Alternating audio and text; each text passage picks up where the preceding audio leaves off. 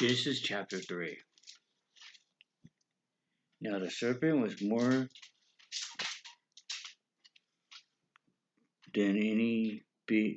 subtle than any beast of the field which the Lord God had made. And he said unto the woman, Yea, had God said that ye shall not eat of every tree of the garden? And the woman said unto the serpent, We may eat of any of the fruit of the trees of the garden, but of the fruit of the tree of which is in the midst of the garden, God hath said, Ye shall not eat, neither shall ye touch it, lest ye die. And the serpent said unto the woman, Ye shall not surely die, for God doth know that in the day ye eat thereof, then your eyes shall be open, and ye shall be as gods, knowing good and evil.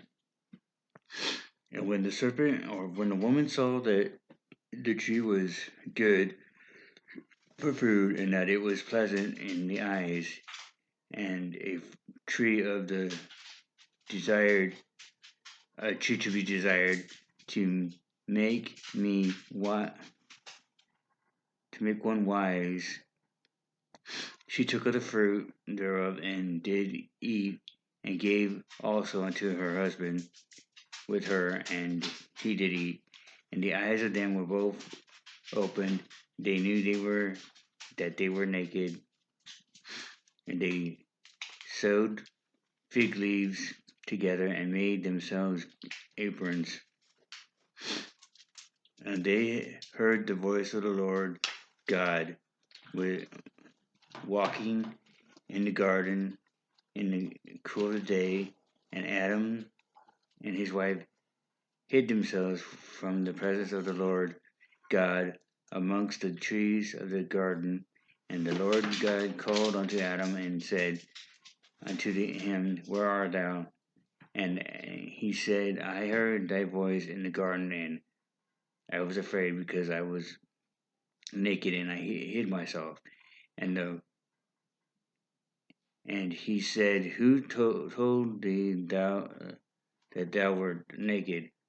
Hast thou eaten of the tree wherefore I commanded thee that thou shalt not eat? And the man said, The woman whom thou gavest to me, who gavest to be with me, she gave me of the tree, and I did eat. And the Lord God said unto the woman, What is this that thou hast done? And the woman said, The serpent beguiled me, and I did eat. And the Lord God said unto the serpent, Because thou hast done this, thou art cursed above all cattle, and above all every beast of the field. Upon thy belly shalt thou go, and dust shalt thou eat of all the days of thy life. And I will put enmity between thee and the woman, and between thy seed and her seed. It shall bruise thy head, and thou shalt bruise his heel. Unto the woman he said, I will greatly multiply thy sorrow and thy conception in sorrow. Thou shalt bring forth children, and thy desire shall be to thy husband, and he shall rule over thee. And unto Adam he said, Because thou hast hearkened unto thy voice of thy wife, and hast eaten of the tree of which I commanded thee, saying, Thou shalt not eat of it, cursed is thy ground for thy sake. In sorrow shalt thou eat of it all the days of thy life. There thee and